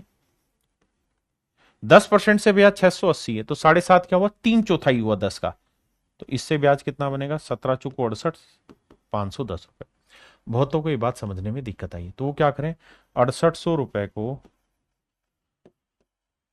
7.5% की रेट से 1 साल का साधारण ब्याज निकाल लें, उससे कैलकुलेट कर लें, तो आ जाएगा मेरे प्यारे बच्चों 510 रुपए। उससे भी समझ में नहीं आ रहा तो 7.5% की फ्रैक्शन ले लो। भाई 15% की फ्रैक्शन होती 3/20, तो 17.5% की ना 7.5% की हो जाएगी 3/40, काटोगे तो आएगा 510। यानी मैंने क्या किया, पूरे पूरे 6800 रुपए पे अगर 10% पे ब्याज दूं तो 680, पूरे के पूरे 6800 को 7.5% पे ब्याज दूं तो 510, और एक्चुअल में पूरे 6800 रुपए पे जो 3.5 साल का ब्याज बना है वो बना है 1904 रुपए। तो भाई 1904 रुपए ब्याज बना है पूरे 3.5 साल का, यानी 7/2 साल का। तो 7 से काटेंगे, 7 दूनी 14, बचा कितना? 5 7 7 49, 7 दूनी 14। तो 2 से गुना करेंगे, 272 दूनी, 2 दूनी 4, 2 7 14, 2 दूनी 4 1 5, 504।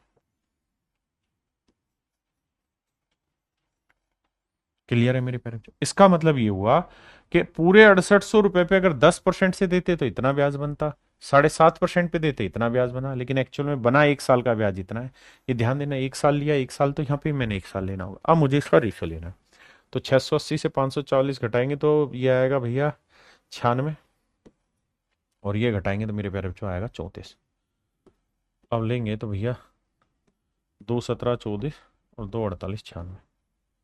देखना भाई कैलकुलेशन मिस्टेक हुई है क्या कहीं?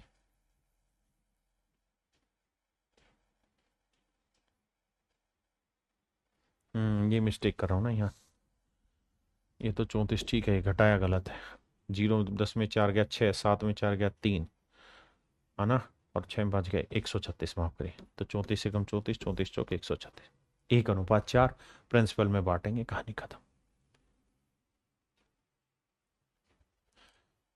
आइए मेरे प्यारे बच्चों,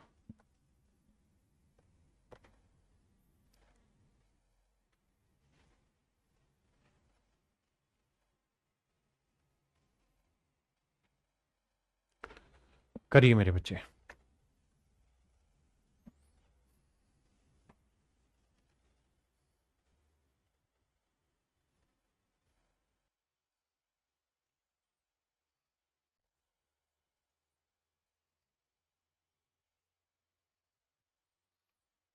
आइए मेरे प्यारे बच्चों, सवाल में कह रहा है sum amount of ₹6000 was lent out at 10% per annum and rest amount at 20% per annum. कहता है 6,000 रुपए का कुछ हिस्सा 10% की रेट पे इन्वेस्ट है, कुछ हिस्सा 20% की रेट पे इन्वेस्ट है। बहुत बढ़िया। कहता है कुल मिला के इस 6,000 रुपए पे मिश्रण में रेट आर मान लो, 4 साल के अंदर जो साधारण ब्याज बना है मेरे प्यारे बच्चों, वो कह रहा है जी बना है 3400 रुपए। ठीक है जी।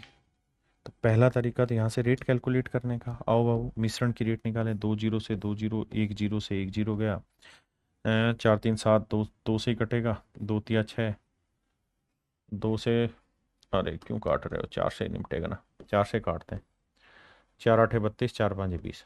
तो मेरे प्यारे जो रेट जो आई वो आई 85/6। तो मिश्रण की जो रेट है मेरे प्यारे बच्चों वो आई 85/6, 85/6%। क्लियर है? बहुत सुंदर। अगर ये बात क्लियर है मेरे प्यारे बच्चों और आपको ये बात समझ आ गई है, तो अब अगले स्टेप पे आते हैं। बड़े में से छोटी चीज घटाओ, तो 20 में से माइनस करेंगे 85/6, और 85/6 में से 10 घटाएंगे माइनस। 20 6 120 में 85 गया मेरे प्यारे बच्चों 35। देखो 120 में से 85 गया तो आया 35/6, और 6 दही 60, 85 में 60 गया 25/6, 5 7 35, 5 5 25।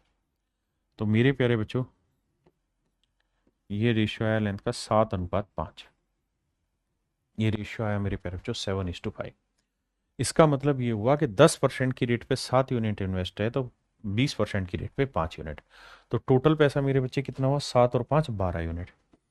तो 12 यूनिट जो है वो टोटल पैसे को रिप्रेजेंट कर रहा है, दैट इज 6,000 रुपीज। तो 1 यूनिट की वैल्यू 12 5 60, 500 रुपए। और 1 यूनिट की वैल्यू मेरे प्यारे बच्चों 500 रुपए है। तो मुझसे पूछे कि भाई 7 यूनिट की वैल्यू, तो 7 × 500 यानी 3500 रुपए।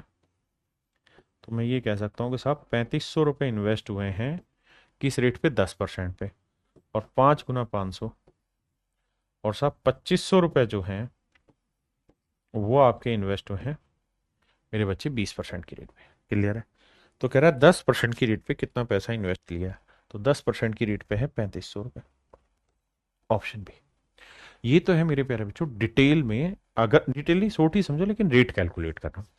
लेकिन आप कहें सर हम स्मार्ट अप्रोच लेना चाहते हैं, हम रेट कैलकुलेट नहीं करना चाहते, तो ये सोचिए कि पूरे का पूरा 6,000 अगर 10% की रेट पे ब्याज पे चढ़ाते तो 600 रुपये मिलता, और पूरे का पूरा 6,000 रुपये 20% की रेट से ब्याज पे चढ़ाते तो 1,1200 रुपये ब्याज मिलता। लेकिन एक्चुअल में जो ब्याज मिला है वो कितना है साहब, 3400 रुपये ब्याज मिला है। बहुत बढ़िया जी। कितने सालों का साहब? 4 सालों का। तो 1 साल का कितना होना? 4 8 32, 4 5 20, 850 रुपये। तो 1 साल में 850 रुपये का ब्याज मिला। तो 1200 में 850 गया मेरे प्यारे बच्चों, 350। और 850 में 600 गया, 250।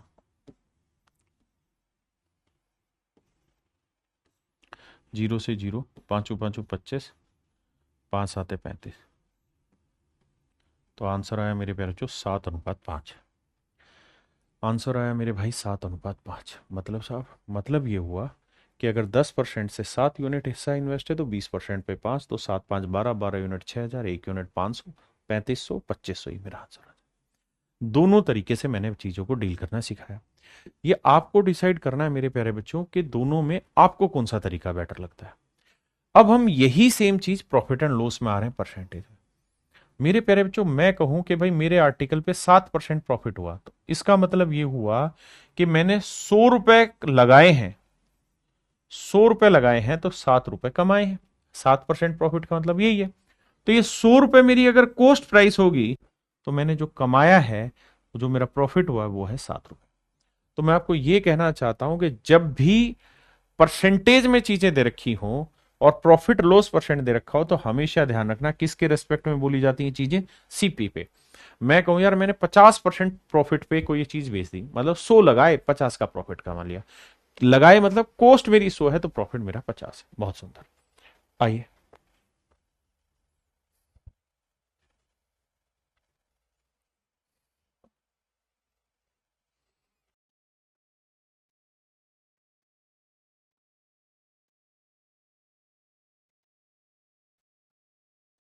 देखिए मेरे प्यारे बच्चों,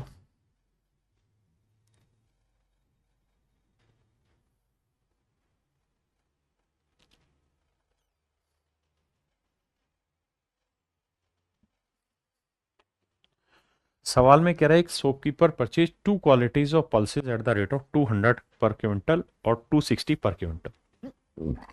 कहता है दो तरीके की दालें खरीदी,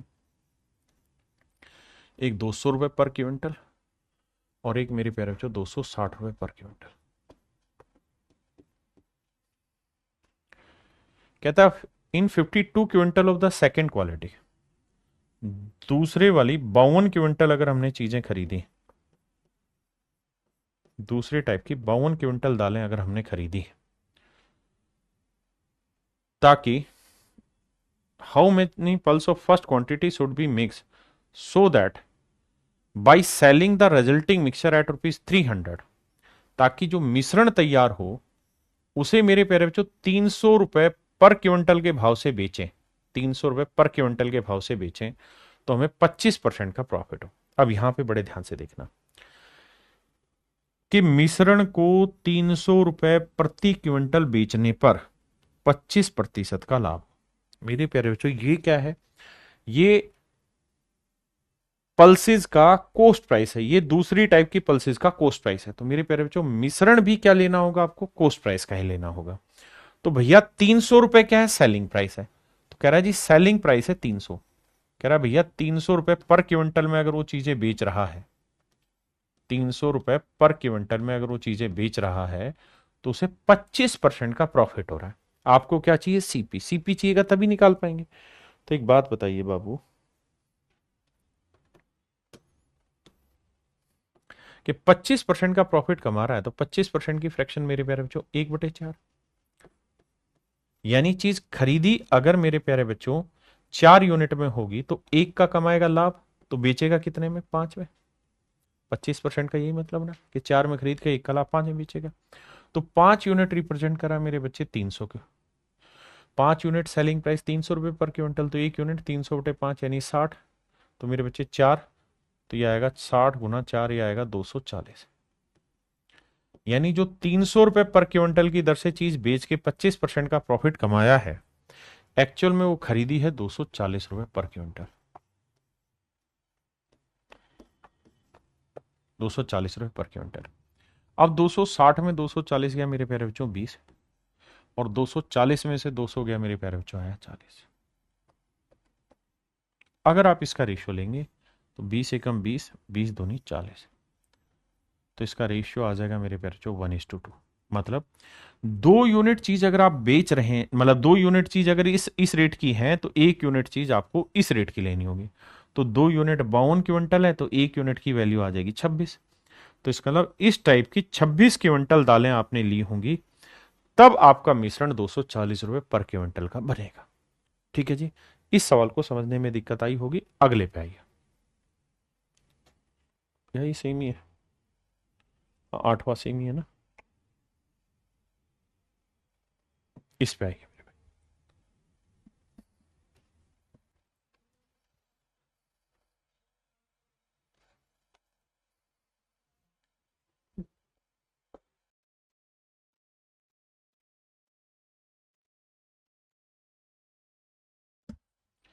देखिए मेरे प्यारे बच्चों,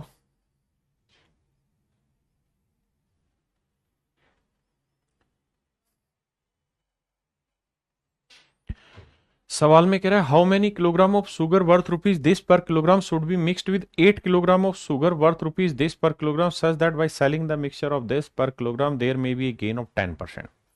सवाल में कह रहा है 3 रुपए 60 पैसे पर किलोग्राम, इसे पैसे में ही बना देता हूं, 360 पैसे पर किलोग्राम की कॉस्ट वाली कोई चीनी है, और कहता है 420 पैसे पर किलोग्राम कॉस्ट प्राइस वाली एक चीनी है। इस रेट की 8 किलो चीनी है मेरे प्यारे बच्चों। बहुत बढ़िया।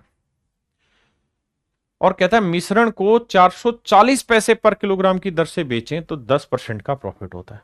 मिश्रण को 4 रुपए 40 पैसे मतलब 440 पैसे पर किलोग्राम की दर पे बेचे तो 10% का प्रॉफिट होता है। मेरे बाबू ये ध्यान दीजिए कि बेच रहे हो आप 440 पैसे पर किलोग्राम में, और आपको प्रॉफिट हो रहा है 10%। 10% की फ्रैक्शन मेरे प्यारे बच्चों 1/10, यानी अगर मेरा सीपी 10 यूनिट है तो एक का कमाएगा लाभ तो बेचेगा कितने में, 11 में। तो 11 यूनिट रिप्रेजेंट कर रहा है 440 को, तो 1 यूनिट की वैल्यू 40। तो भैया 10 यूनिट की वैल्यू क्या होगी, 10 × 40, 400 ग्राम। यानी जो सीपी आएगा वो 400 पैसे पर किलोग्राम आएगा। और अगर मेरे प्यारे बच्चों सीपी 400 पैसे पर किलोग्राम का बैठा है आपका, तो 420 में 400 पैसे गया 20, और यह आया 40। 20 एकम 20, 20 दूनी 40। रेशियो आया मेरे प्यारे बच्चों 1:2। तो 2 यूनिट रिप्रेजेंट कर रहा है 8 किलोग्राम को, तो 1 यूनिट की वैल्यू 4। तो 1 यूनिट की वैल्यू आएगी मेरे भाइयों 4 किलो। इसका मतलब मेरे भाइयों आपका जो राइट आंसर होगा वो 4 किलोग्राम। सही जो उत्तर होगा मेरे प्यारे बच्चों क्या होगा, 4 किलो। आइए मेरे भाई।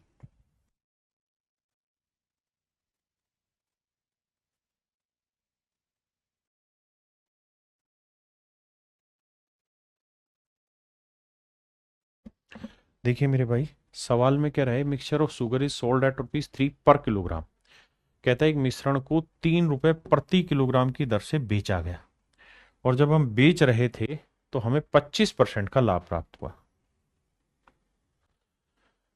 कह रहे mixture of sugar is sold at this per kilogram, the mixture is form by mixing the sugar of 2 ton. कहता है 210 पैसे पर किलोग्राम वाली कॉस्ट वाली चीज मिलाई हमने, और 252 पैसे पर किलोग्राम कॉस्ट प्राइस वाली चीज मिलाई हमने। हाँ जी। कहता है जी हम इन्हें किस अनुपात में मिलाएं कि जो मिश्रण है उसे 3 रुपए पर किलोग्राम की दर पे बेचा जाए। What is the ratio of cheaper to the costlier quality in the mixture if the profit of 25% is being earn, कि प्रॉफिट 25% का हुआ। तो मेरे प्यारे बच्चे एक बात हो, सेलिंग प्राइस है 3 रुपए, 3 रुपए मतलब 300 पैसे, और प्रॉफिट हो रहा है 25%। तो 25% की फ्रैक्शन क्या है मेरे प्यारे बच्चों, 1/4। यानी चीज 4 में खरीदी, एक का लाभ तो बेची 5 में। तो 5 यूनिट 300 है तो 1 यूनिट की वैल्यू 60। तो 4 यूनिट 4 × 60, 240 पैसे पर किलोग्राम। तो यह आया 2.40 पर किलोग्राम। तो ये आया मेरे प्यारे बच्चों 2.40 पर किलोग्राम, पर किलोग्राम।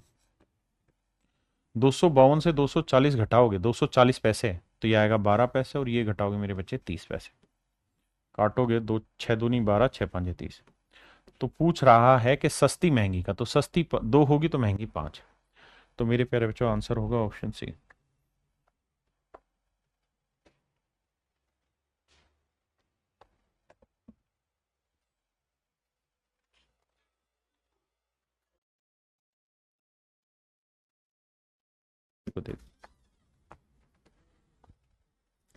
कह रहा जी सोडे का मूल्य 60 रुपए पर लीटर है।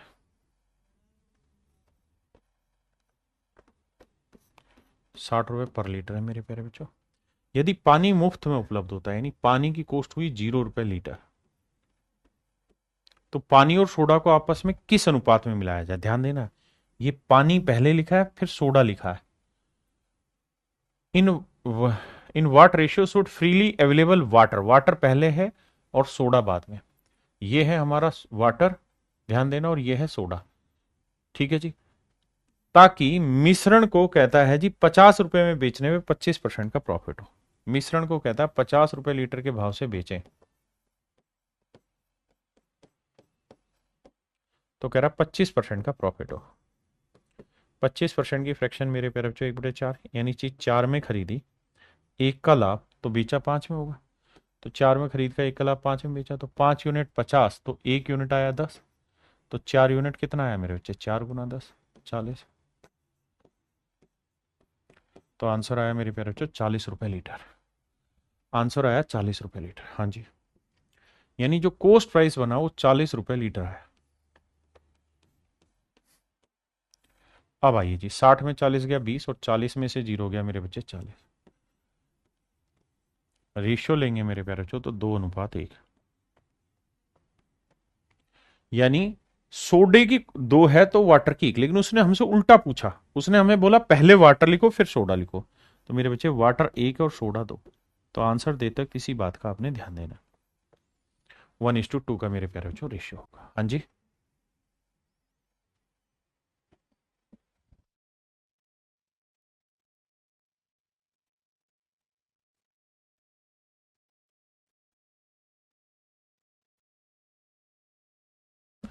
देखिए सवाल में कह रहा है पानी को 12 रुपए प्रति लीटर सोडे में किस अनुपात में मिलाया जाए। कहता है पानी को, तो वाटर हुआ मेरे प्यारे बच्चों 0 रुपए लीटर का, बिल्कुल ठीक है। और सोडा हुआ मेरे भाई 12 रुपए लीटर का।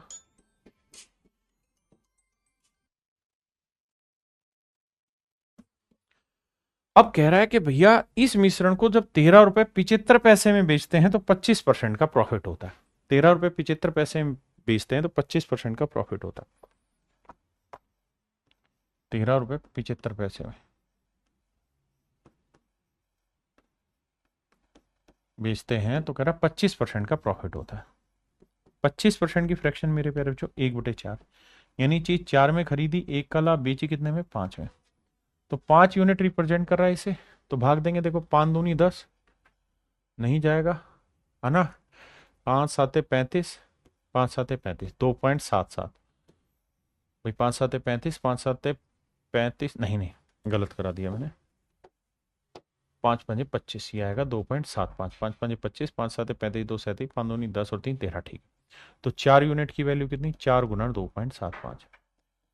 तो देखो 4 5 20, 4 7 28, और 2 30, और 4 दूनी 8 3 11। तो सीपी आया मेरे प्यारे बच्चों 11 रुपए लीटर। सीपी आ गया आपका 11 रुपए लीटर। मेरे प्यारे बच्चों सीपी आ गया 11 रुपए लीटर। बहुत ही सिंपल है, बस करना एक ही काम है आपको। आपने ये देखा यहाँ कोस्ट है, यहाँ कोस्ट है, तो मिश्रण की भी कोस्ट लिखेंगे। तो 12 में से 11 गया 1, और 11 में से 0 घटाएंगे तो 11। यानी हम इन्हें किस अनुपात में मिलाएंगे? 1:11। अब ये ध्यान से पढ़िए, पूछा क्या था? In what ratio should water be mixed, यानी वाटर पहले है, पानी को, तो पानी पहले, तो पानी 1 है और सोडा 11। तो मेरे प्यारे बच्चों उस केस में मेरा आंसर होगा ऑप्शन सी। ऑप्शन सी मेरे प्यारे बच्चों राइट आंसर होगा। ठीक है।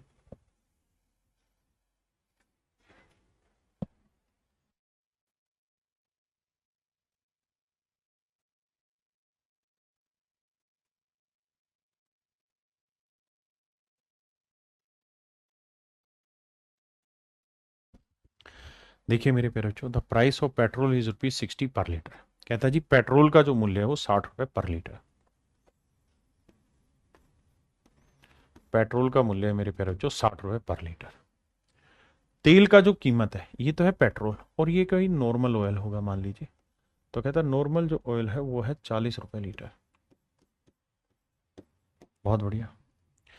कहता है पेट्रोल और तेल को आपस में किस अनुपात में मिलाएं कि ₹75 में बेचने पर, कि मिश्रण को ₹75 में बेचने पे मेरे प्यारे बच्चों 25% का प्रॉफिट हो। आपने कहा जी ठीक है। मेरे बच्चे ₹75 में अगर आप बेच रहे हैं,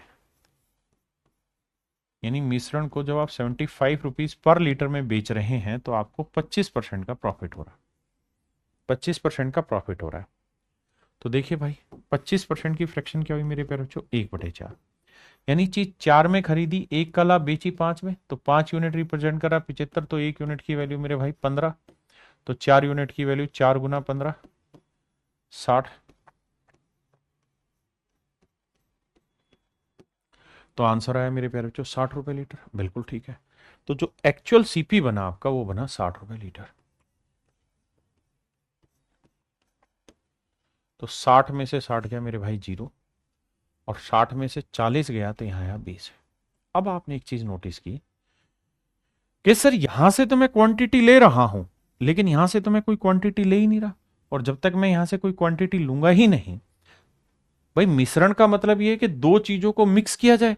यहां तो एक ही चीज मिक्स हो रही, दूसरी तो मिला ही नहीं रहे। तो इसका मतलब such a mixture is not possible, कि भाई ऐसा जो मिश्रण है वो संभव ही नहीं है। Such a mixture is not possible my dear student. ऐसा मिश्रण मेरे प्यारे बच्चों संभव नहीं। ये मेरे सवाल का फिर राइट आंसर होगा।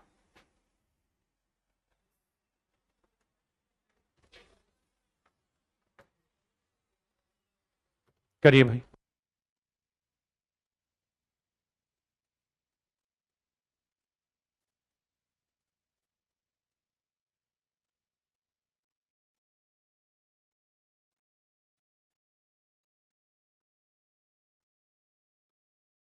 देखिए जी, सवाल में कह रहा है कि ₹42 प्रति किलोग्राम वाले कितने किलोग्राम चावल को।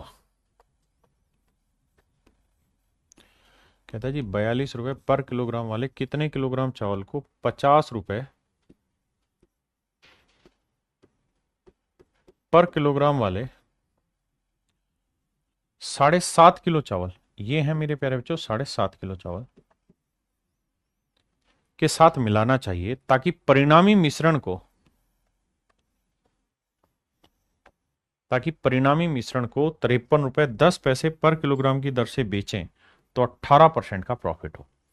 देखिए भाई, ₹53.10 के भाव से जब हम बेचेंगे, पर किलोग्राम के भाव से बेचेंगे, तो सवाल में कह रहा है 18% का प्रॉफिट होना चाहिए। ₹53.10 के भाव से बेचें तो कहता है 18% का प्रॉफिट होना चाहिए। तो मेरे प्यारे बच्चों 18% की फ्रैक्शन क्या होगी भाई? 1%, 2% की 1/50, तो 18 9/50। तो मेरे प्यारे बच्चों ये समझिए कि सीपी अगर 50 होगा तो प्रॉफिट होगा 9 का, तो सेलिंग प्राइस होगा 59। अब 59 यूनिट रिप्रेजेंट कर रहा है इतने को, तो एक यूनिट की वैल्यू आएगी मेरे बच्चे 53.10/59। तो कह रहा 50 यूनिट की वैल्यू कितनी हो, क्योंकि सीपी 50 है। अब मेरे बच्चे हमें क्या करना होगा? डेसिमल हटाएंगे बटे 100 आएगा। एक जीरो तो गई, एक जीरो ये वाली गई। अब देखो ये तो खत्म। अब 9 निम 81, 9 पे जा रहा है। 9 निम 81, 9 5 45 और 8 53, 9 पे जा रहा है। 9 5 45, यानी मेरे प्यारे बच्चों सीपी जो आ रहा है ना, वो आ रहा है आपका ₹45 पर किलोग्राम। देखिए प्रॉफिट एंड लॉस आप पढ़ चुके हैं, कैलकुलेशन से घबराइए मत, है ना दुर्ग विजय भाई। सबके कमेंट्स होते हैं, लेकिन अगर आप इसी में लगे रहें तो फिर जीवन में कुछ कर नहीं पाएंगे। मेरा कमेंट शो हो रहा है नहीं हो रहा, यही तो ऑनलाइन क्लासेस की हल्की बीमारी रहती है कि हर बच्चे को कई बना बार, दिन में, 2 दिन में, 10 दिन में, महीने में एक आध बार चक्कर आता है कि यार मेरा कमेंट भी तो शो होना चाहिए। सबका सब शो होता है मेरे बाबू। अब 50 में 45 गया 5, और 45 में 42 गया मेरे प्यारे बच्चों 3। तो रेशियो आएगा 5:3। यानी यहां से अगर मेरे बच्चे 5 किलो लेंगे तो यहां से 3 किलो लेंगे, जबकि एक्चुअल में यहां से 3 यूनिट नहीं 7.5 किलोग्राम ले रहे हैं। तो 3 यूनिट रिप्रेजेंट कर रहा है 7.5, यानी 7 दूनी 14 और 1 15/2 किलोग्राम। तो भैया 1 यूनिट की वैल्यू क्या होगी, बटे 3 चला जाएगा। और अपने को कितने यूनिट चाहिए, 5 यूनिट। तो 3 5 15, 5 5 25 बटे 2 किलोग्राम, यानी 12.5 किलोग्राम।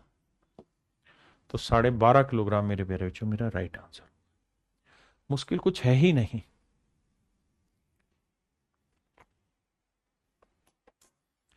चलिए मेरे प्यारे बच्चों, आज के लिए इतना ही रखते हैं। थैंक यू आप सभी का, धन्यवाद, तहे दिल से थैंक यू।